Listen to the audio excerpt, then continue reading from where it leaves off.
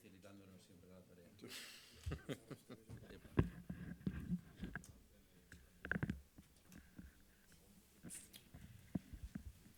A ver, ¿sí? ¿Llega? Bien. Digo que estamos en un escenario en el que la vinculación estrecha entre un mecanismo de dominación de carácter neocolonial e imperialista, como es la Unión Europea, está mostrando su relación con otros mecanismos de dominación imperial, como es la OTAN y la guerra global, que el mismo Papa Francisco pues, está denunciando desde hace ya un tiempo, ¿no? La Tercera Guerra Mundial, algunos hablan de la Cuarta, no baja esto, no. Esto es solo porque hay una diapositiva dentro de esta presentación, pero no tiene.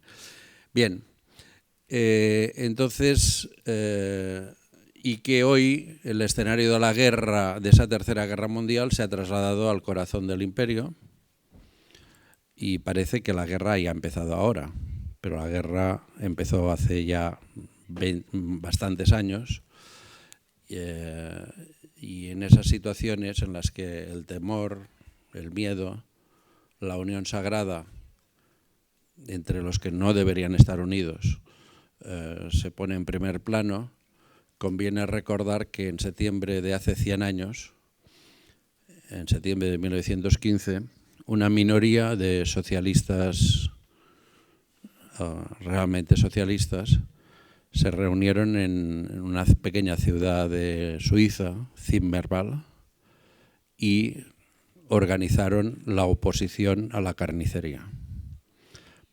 Estos socialistas auténticos eran una minoría, pero el paso del tiempo, los 2 o 3 años, demostró que su tesis en favor de la paz y en favor de derrocar a los gobiernos que producían la guerra era real, era la correcta, y bueno, se inició el siglo XX, digamos, propiamente en esa etapa, ¿no? Por tanto, mantener el punto de vista de la paz y de la oposición a la guerra imperialista, rompiendo el consenso actualmente existente, va a ser difícil, va a ser duro, pero va a ser necesaria. Bien, vamos más al tema del día. Algunos de vosotros habréis leído una novela satírica de Voltaire que se llama Cándido. Entonces, al final de la novela, después de las numerosas desgracias que le pasan a Cándido, están ya reposando Cándido y su mentor, el doctor Pangloss, están reposando en su huerto después de una trayectoria catastrófica, y Pangloss le dice a Cándido: todos los sucesos están encadenados en el mejor de los mundos posibles, porque si no te hubieran echado a patadas en el trasero de un magnífico castillo y del amor de Cunegunda, si no te hubieran metido en la Inquisición, si no hubieras andado a pie por las soledades de América, si no hubieras perdido todos tus carneros del buen país del Dorado, no estarías ahora aquí comiendo confite de sidra y pistachos. Y Cándido le dice: bien dice usted, pero tenemos que cultivar nuestra huerta. Es decir, la actitud general que yo voy a tratar de criticar aquí en esta ponencia de la izquierda es que al tremendo desastre social que significa la construcción de la Europa, de la Unión Europea, no de Europa, no vamos a confundir, la construcción de esa Unión Europea, la situación de paro estructural de nuestro país, de pobreza también cada vez creciente, etcétera, producto de esta construcción, pues en general la izquierda, por desgracia, miramos hacia otro lado y pensamos que vivimos en el mejor de los mundos posibles, ¿no? Finalmente llegamos al huerto y vamos a cultivar nuestro huerto y no vamos a mirar el conjunto de desastres que tenemos por ahí. Es una ingenuidad panglossiana, no sé muy bien qué me indican, pero bueno, es una actitud panglossiana ingenua que piensa que escondiendo la cabeza debajo del ala y continuando con el discurso genérico nos va a permitir, digamos, hacer alguna política. El mazazo que representó para el pueblo griego y para el resto de pueblos de Europa la firma del tercer memorándum griego el pasado 13 de julio ha dejado a la mayor parte de la izquierda europea en estado de shock. Una parte de esta izquierda apoyó la firma del memorándum y su aplicación posterior como la única alternativa posible. Daban así un rendido homenaje al pensamiento Tina, no hay alternativa, que la amiga Margarita proclamó hace ya unos 40 años.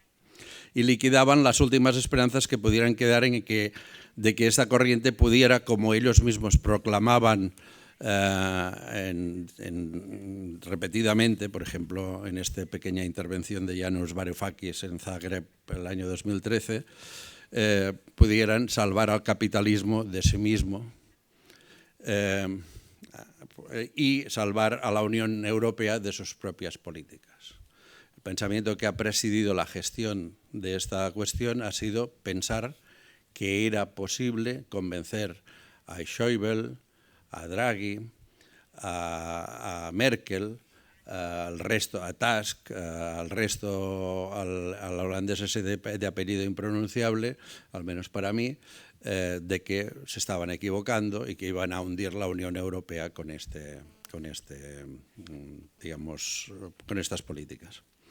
Por su parte, la izquierda partidaria de la recuperación de la soberanía económica y de la desconexión de la Unión Europea y del euro, así como de la desmundialización, veía confirmadas sus hipótesis sobre la imposibilidad de aplicar un programa como el de Salónica en el interior de la Unión Europea. Entonces, algunos ya decían que un programa como ese, que es un programa keynesiano de relanzamiento de la economía, no es un programa revolucionario, pero que es necesario, el programa que podría ser necesario y que era un programa a apoyar, era imposible de aplicar dentro de la Unión Europea. Pero a día de hoy tampoco parece consciente esta izquierda de la importancia estratégica del asunto del que os voy a hablar a continuación. En definitiva, me parece que con loables excepciones nos encontramos aún todos en el estado de shock post-13 de julio y aún no hemos logrado salir de él, todos en conjunto. Por eso es tan importante que podamos discutir abiertamente sin tabús. Estamos ante un nuevo salto adelante de la Unión Europea. El pasado 22 de junio, los 5 presidentes de la Unión Europea presentaron un ambicioso plan estratégico. Su título, Realizar la Unión Económica y Monetaria Europea. El plan empezó a aplicarse el día 1 de julio, es decir, 4 días antes del referéndum, 12 días antes de la claudicación. Todos estábamos centrados en el referéndum y la claudicación, pero detrás había un plan estratégico, hay un plan estratégico que se está aplicando global.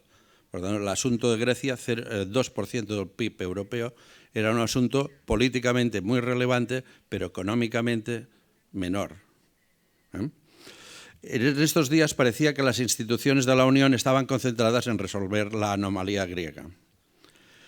El documento, pero estaban poniendo en práctica este plan. El documento está firmado por Juncker, Comisión Europea, Draghi, Banco Central, Donald Tusk, Consejo Europeo, Dijsselbloem, presidente del Eurogrupo, y Martin Schulz, presidente del Parlamento Europeo, es decir, el gobierno de concentración. Son fuerzas similares a como si aquí en España gobernase el PP y el Partido Socialista, las que gobiernan las 5. En la presentación del documento se afirmó que aunque el plan está previsto para 10 años, un accidente en el caso griego o en el referéndum del Reino Unido, previsto para el 2017, podría acelerar su aplicación. De momento el accidente griego parece haber sido superado, el orden reina en Atenas, y veremos qué pasa con el Reino Unido. Por tanto, el plan no se ha acelerado, se está aplicando, pero no ha habido esta aceleración que preveía el documento. Todavía es pronto para saber si las repercusiones históricas de este plan serán equiparables a las del informe de Jacques Delors de 1985, al Acta Única del 86, al Tratado de Maastricht del 92 y sucesivamente al conjunto de los planes de estabilización y tal. No sabemos, porque es un plan que se está empezando a aplicar, no tenemos la distancia histórica para saber si va a representar. Pero toda la apariencia es que va a representar un salto importante en la liquidación de la soberanía de los pueblos y de los estados nacionales en Europa. En mi opinión, sí, lo va a ser, pero es una cosa abierta. O sea, vamos a ver. La moneda única para las instituciones europeas es el elemento central de ese plan. Hay quienes afirman, gente de la izquierda europea y española ha afirmado recientemente, que enfrentarse al euro, que decir que hay que salir del euro, es caer en una especie de fetichismo monetario o en un pecado de populismo. Se dice, esto es una parte del problema, el problema es más grave, es la crisis del capitalismo, etc. Entonces, si planteáis este problema, pues estáis tomando la parte por el todo, etc. Frente a esa posición, los 5 presidentes, los Juncker 5, son claros y contundentes en su documento. Dicen, comillas, el euro no es solo una moneda. Su introducción representa un proyecto político y económico. Todos los miembros de nuestra unión monetaria han abandonado definitivamente sus antiguas monedas nacionales y comparten permanentemente la soberanía monetaria con los demás países de la zona euro. Como contrapartida, los países obtienen los beneficios de utilizar una moneda creíble y estable dentro de un mercado único, amplio, competitivo y poderoso. Este, subrayo, destino común, lo subrayo yo, exige solidaridad en tiempos de crisis y el respeto de todos los miembros hacia las normas establecidas de común acuerdo. Es decir, la dictadura, lo que el compañero portugués Antonio Velas Nunes caracteriza como la dictadura de las normas, a cambio del gran beneficio de la moneda. Pero la moneda está caracterizada como un destino común. La expresión no es una expresión cualquiera. La locución destino común ha sido usada por diversas corrientes del pensamiento político como sinónimo de proyecto nacional y por ende como fundamento del poder político. Las continuidades de esa concepción del destino común de los pueblos europeos en una comunidad económica con una moneda única son largas. Hunden sus raíces en las elaboraciones de la geopolítica alemana de los años 20 del siglo pasado y en otros teóricos de la filosofía política que ahora no me extenderé, pero que después, si alguien tiene curiosidad, podemos comentar.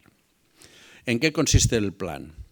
El plan tiene 4 objetivos y debe aplicarse, según sus autores, en 3 etapas.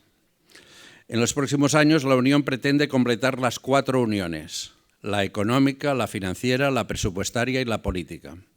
Esas 4 uniones se pretenden conseguir a través de 3 etapas.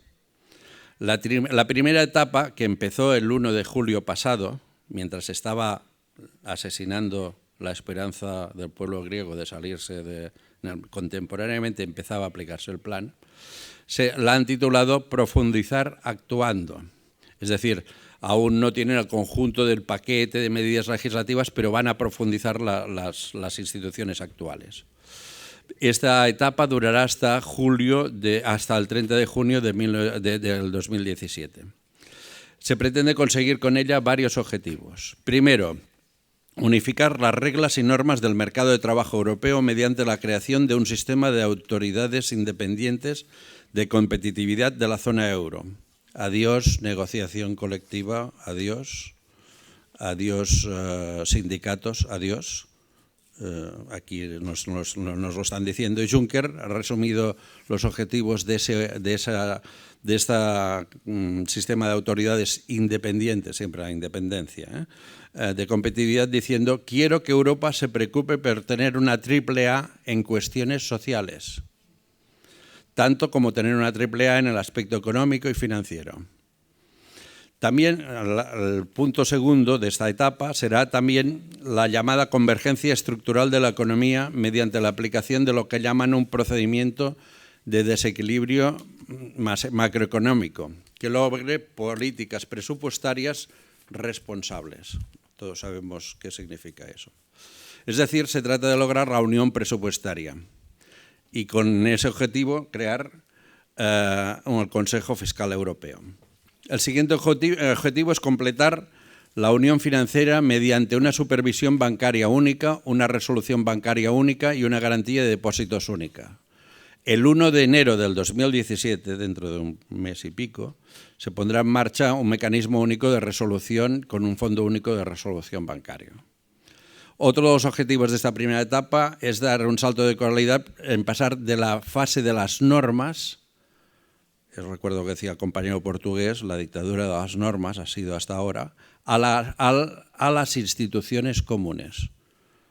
Ya no es se crea una norma y se persigue a los estados para que la cumplan, sino la creación de nuevas instituciones. Por otro lado, en este periodo reforzarán el rol del Eurogrupo. El Eurogrupo en los meses de la crisis griega ha experimentado muchas dificultades para tomar acuerdos. Su posibilidad de machacar a los griegos ha sido por sus propias normas insuficientes, ha sido un mecanismo lento, poco ejecutivo, y van a transformarlo en un mecanismo ejecutivo. Y van a avanzar en una representación exterior única que hoy la Unión Europea aún no tiene en el contexto internacional. La etapa segunda será completar la Unión Europea y se abrirá en la primavera del 2017 con un libro blanco. Todo este libro blanco de medidas que presidirán el conjunto del plan hasta el 2025 significarán que la tercera etapa y final llegaremos a Xanadu. Llegaremos a la felicidad y la Unión Europea será el área de, dicen, estabilidad, prosperidad, etc. Es decir, mientras nosotros discutimos sobre la viabilidad de una estrategia, una vía nacional de autonomía y de desarrollo y de crecimiento en el conjunto de los estados, ellos están dando un salto adelante que, a mi modo de ver, el estado de shock de la izquierda europea en general no ha percibido. O sea, solo he visto, después de mi intervención en Barcelona sobre este tema, solo he visto una presentación, hablé con él, de Daniel Albarracín, que también ha prestado atención a esto. No he visto aún nada más.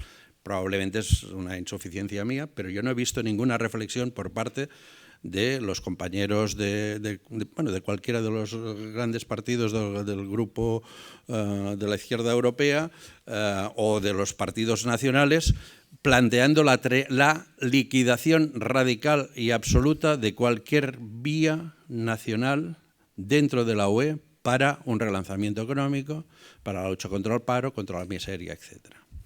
Por tanto, creo que hay que salir del estado de shock. En Barcelona, los días 10 y 11, los días 10 y 11 de octubre hicimos un encuentro en el que empezamos a abrir una perspectiva en este aspecto, modesta, pero que nos parece que sería importante. Después os pasaré la propuesta de declaración, la declaración que lanzamos para que pueda ser conocida, no la glosaré, y para ver si todos los que quieran adherirse o opinar sobre ella críticamente, lo que sea, puedan hacerlo. Acabo diciendo que la esperanza no está liquidada, hay alternativas y precisamente en una intervención que a mí me parece histórica en el Pleno del Parlamento Europeo, el compañero Manolis Glesos, un líder, un resistente histórico contra la ocupación alemana antigua y la nueva sobre Grecia, le lanzó a la cara a la prepotencia del presidente del Parlamento Europeo una cita de las suplicantes, de la tragedia de Eurípides, Las suplicantes, en la que le explicaba al prepotente, eurocéntrico y supremacista presidente socialdemócrata del Parlamento Europeo que la democracia nació en Grecia. Que Alemania no es la creadora de la democracia, ¿no? Y decía la respuesta que le da Teseo al heraldo del tirano Creonte, cuando el tirano le pregunta ¿quién manda aquí? ¿No? El heraldo. Teseo le responde: por lo pronto, extranjero, tu discurso ya ha empezado con desaciertos al preguntar quién es el tirano. Aquí no hay tirano que mande en solitario, pues la ciudad es libre. Gobierna al pueblo con turnos que se cambian de año en año, sin privilegio alguno para el rico, pues el pobre aquí tiene igual prebenda. Nada hay más enemigo para un pueblo que un tirano. Ante todo, en este estado no habrá leyes comunes, y uno solo, en un estado tiránico, y uno solo es quien manda. La ley es cosa suya y no existe, por tanto, la justicia.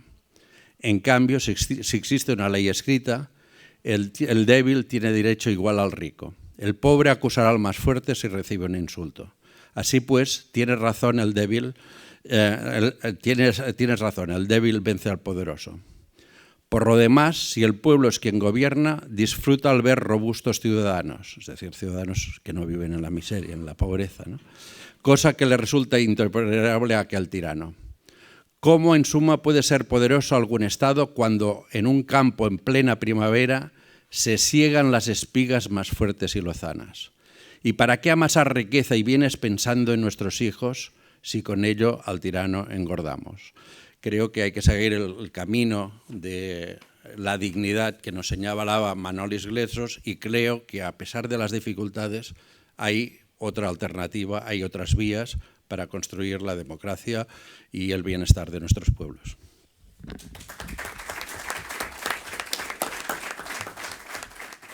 El problema que pasa a primer plano en estos momentos es esa contradicción centro-periferia.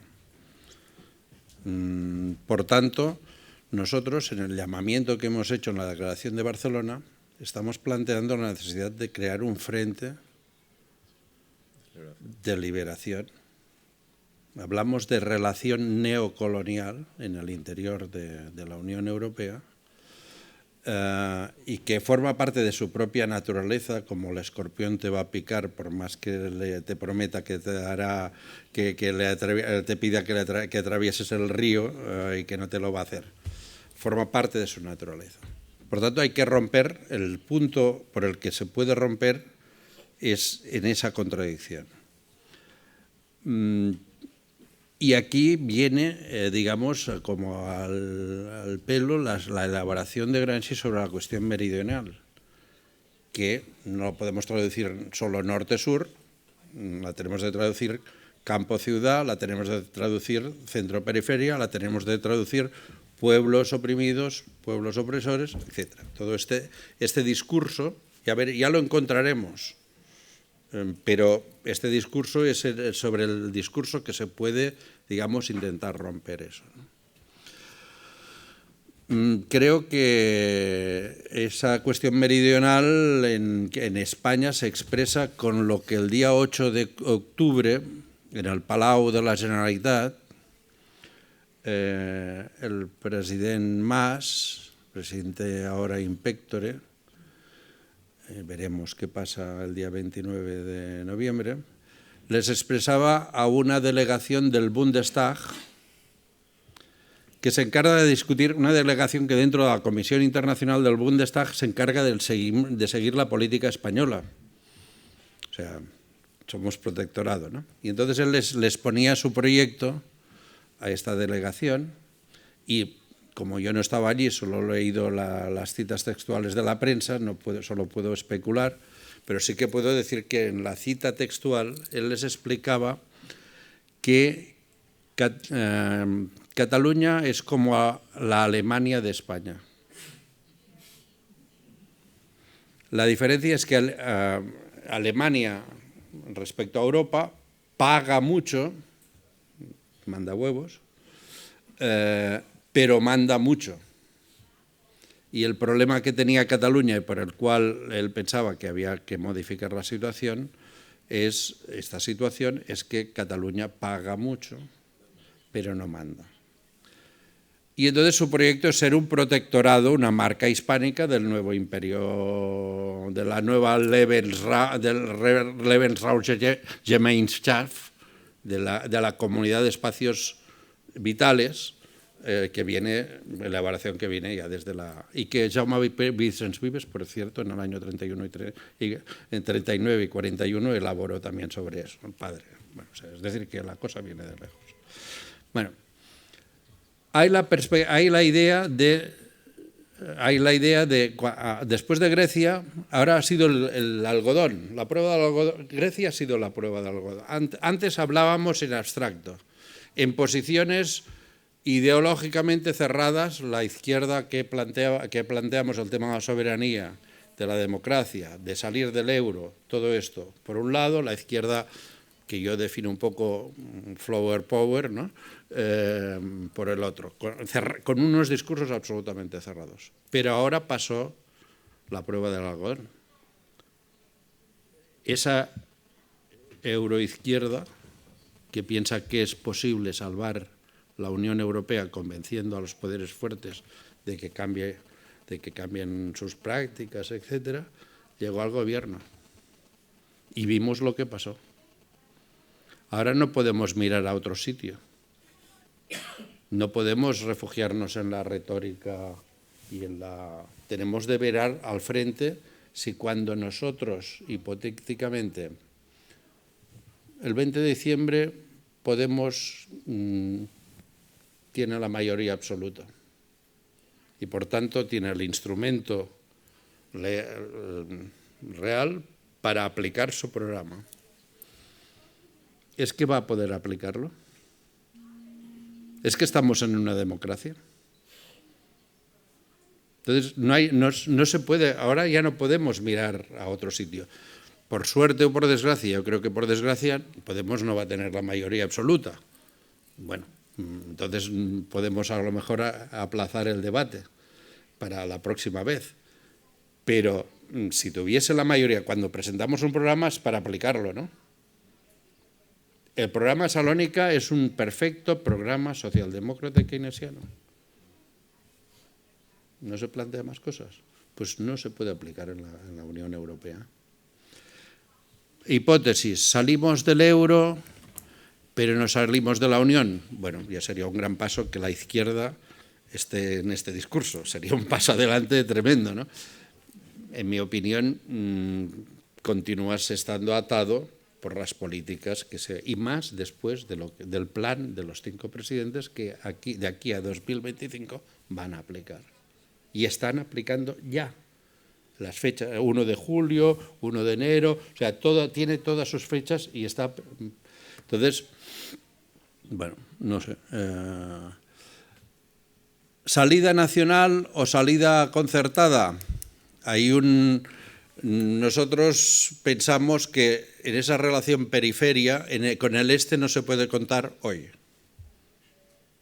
Hoy, por la correlación de fuerzas, por su historia, por sus tradiciones, porque se celebran en Lituania o Letonia, se celebran las heroicidades de las Waffen-SS, etcétera, etcétera. Hoy están en este estado de conciencia en función de una historia muy complicada que no vamos a entrar aquí. Nosotros adelantamos la hipótesis que es desde el sur. Desde el sur, de la periferia, bueno,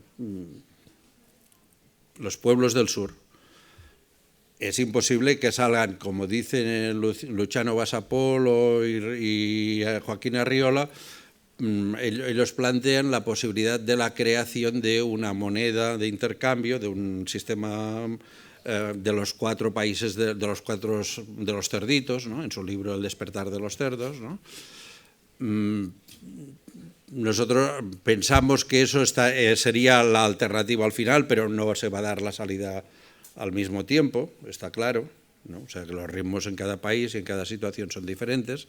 Bueno, seguramente habrá que empezar por volver a los pueblos de España sobre la base de una unión libre de pueblos con el derecho de autodeterminación reconocido y aplicado. Después de aplicar el derecho de autodeterminación, ¿pueden tener una moneda común? Es una posibilidad. ¿Por qué no podemos pensar en que las cosas pueden ser de otra manera? ¿Por qué tenemos que ser tina? No hay alternativa. Bueno, no sabemos. Seguramente, si se produce eso, pues habrá que hacer una área de cooperación con los países que vayan saliendo. No vamos a esperar a que el pueblo alemán comprenda la cosa. No vamos a estar contra el pueblo alemán, no estamos. Pero tenemos de resolver los problemas de nuestros pueblos. Nuestra responsabilidad es nuestros parados, la gente que vive mal, ¿no? Bueno, no sé. Ya me estoy enrollando también como una persiana, pero bueno. Bueno, yo creo que quiero insistir en el estado de shock en el que toda la izquierda, incluidos los que estamos por la salida del euro y por la creación y por romper con la Unión Europea, nos encontramos después del 13 de julio. De todas maneras, sin querer adoptar una posición prepotente, creo que quienes estamos más cerca de salir del estado de shock somos los que desde siempre hemos dicho que la Unión Europea era un instrumento de dominación entre el centro y la periferia y que el euro llevaba, como el economista Pedro Montes, que ya en el 2001 publicó un libro, se llamaba Historia inacabada del euro, en el desierto más absoluto en España. Pienso que estamos en mejores condiciones para salir de este estado de shock.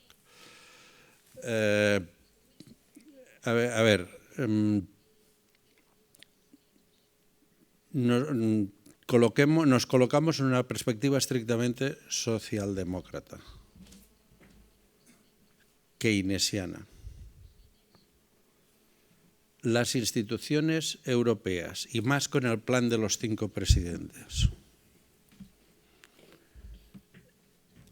el instrumento monetario están hechos, no tienen errores de concepción. Claro que todo, cuando se pone un plan en marcha, tiene errores y ellos van corrigiendo sobre la marcha. El plan ese que os he presentado forma parte. Pero están diseñadas para imposibilitar cualquier política socialdemócrata, ya no digamos de transformación de la sociedad. Por tanto, la izquierda que piensa que se puede reformar la Unión Europea desde dentro o que puede reformar el euro como mecanismo, para mí se coloca en una posición utópica. O sea, han dejado de ser reformistas, han dejado de ser socialdemócratas, aunque levanten la bandera de la socialdemocracia y del reformismo, pero han dejado de serlo. ¿Eso es difícil de explicar? Sí, efectivamente, en Grecia y en España la entrada en la Unión Europea era la posibilidad de equipararse a los alemanes en estado de bienestar, era la posibilidad de la democracia, etcétera, etcétera. Eso en el sueño. En la realidad, en todos los años que España lleva en la Unión Europea, no ha bajado, o sea, el 5% de paro que en Alemania se considera una catástrofe, solo se ha tenido en 3 o 4 años.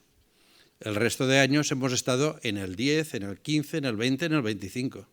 La entrada de España en el mercado común significó la desindustrialización y la colocación de España y la consolidación del capitalismo periférico de España. Bien,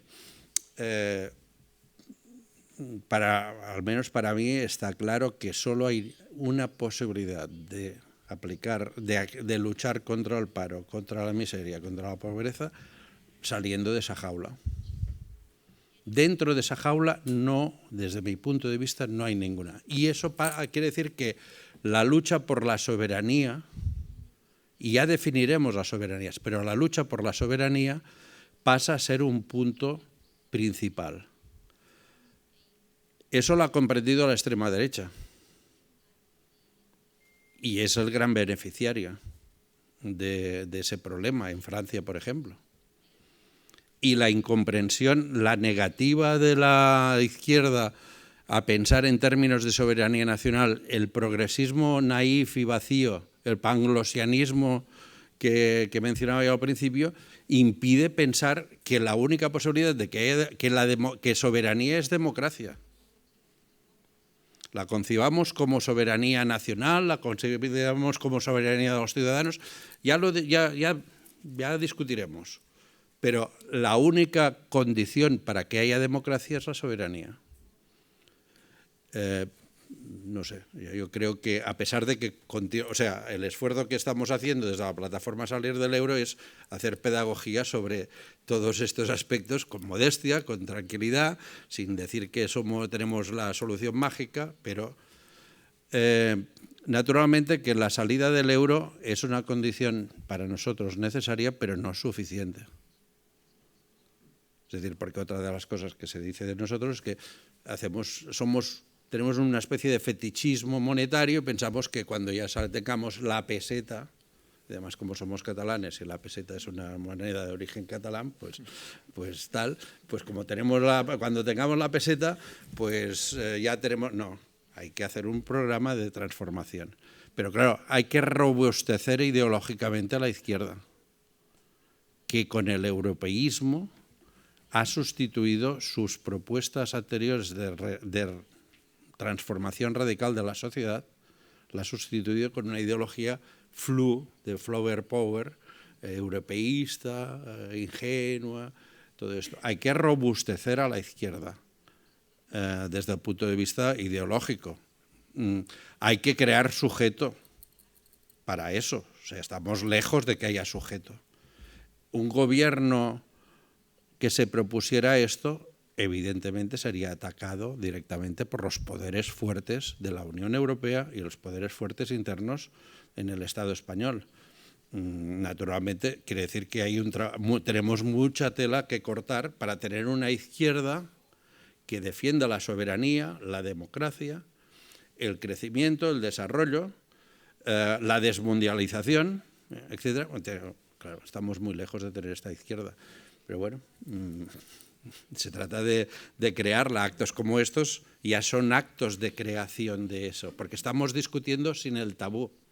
Habrá compañeros que están en contra de la salida, habrá compañeros que están a favor, pero estamos discutiendo sin el tabú mental de que eso no se toca, niños, esto no se toca. Pues empezamos a salir. Bueno, el camino será largo, seguro. El principal grupo farmacéutico catalán, Grifols, temas de sangre y estas cosas, ha pasado a que apoya a Mas directamente, uno de los pocos grandes empresarios que se ha ido a Irlanda a invertir, o sea, a poner el centro de la empresa para pagar la fiscalidad de allí. Sin soberanía, que incluye la parte fiscal, no hay ninguna posibilidad de modificar esto. O sea, la Unión Europea está diseñada para esto. No tiene errores. Claro que tiene errores porque todo proyecto que se aplica se va corrigiendo sobre la marcha, pero no tiene errores que la izquierda desde Europa pueda corregir. Está diseñada para esto. Hay que cambiar el marco, ¿no? Yo creo que el asunto no tiene otra salida. Es decir, o tienes soberanía sobre la economía o tú no vas a acabar con el paro. Y la gente se mueve hoy, como siempre, se mueve por las marchas de la dignidad. Pan, trabajo, techo. Estas son las necesidades. Y el fascismo y el hecho de que el fascismo crezca porque el sistema no da salida a eso, y la extrema derecha, etcétera, proviene de la falta de energía y de coraje de la izquierda, que no habla claramente a la gente, que no le explica los problemas reales a la gente. Que está embrancada en Francia, pues estamos embrancados en la gran Europa, el no sé qué, tal y cual, y mientras Marine Le Pen habla a los obreros y a la gente pobre, a las ciudades, etcétera, le habla un lenguaje maligno que lleva en el vientre cosas terribles, pero está hablando de sus problemas. Y la izquierda, pues en general, estamos porque siempre es muy cómodo decir la izquierda está mal, yo tengo la solución. No, no. Pero la izquierda nos falta coraje para señalar al enemigo y para señalar qué cosas hay que hacer. Y lo que hay que hacer es organizar a la gente para los temas concretos. Pero esos temas concretos, desde nuestro punto de vista, no se resuelven sin liberarnos nacional y socialmente respecto al yugo imperialista que representa hoy la Unión Europea. Y hay que señalarlo, y hay que decirlo con claridad, con tranquilidad, con un discurso muy pedagógico, no un discurso de extrema no sé qué que la gente no comprenda, pero el problema está ahí.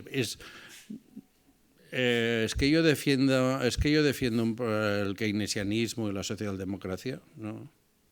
Lo único que señalo es que resolver los problemas de la gente, hoy, el programa mínimo de reivindicaciones de la gente, para que la gente llegue a final de mes, para que la gente sobreviva, requiere romper el huevo. Si queremos tortilla, hay que romper el huevo. Y la izquierda tiene que tener el coraje de saber hacer eso. Mientras no tenga ese coraje, como los problemas se van a acentuar, la extrema derecha va a tener un espacio tremendo para crecer. En España, como la extrema derecha la potente está dentro del Partido Popular y de momento son europeístas, pues de momento parece que no es que medio podemos disimular y no ver el problema a la cara. Pero el problema está ahí. El problema está ahí. Por tanto, lo que planteas, independencia nacional. Los pueblos de España podemos federarnos entre nosotros después de ejercer la autodeterminación y crear una área común en aspectos económicos. Perfecto. Podemos rehacernos en una estructura más federal, menos lo que sea, pero independencia nacional. Los pueblos de España no pueden vivir más tiempo en esa dictadura. Y eso está vinculado con el pan, con el techo y con el trabajo. No con la revolución socialista, con el pan, con el techo y con el trabajo. Un discurso de este estilo es el que intentamos, bueno, trabajar en la medida de nuestras modestas fuerzas, ¿no?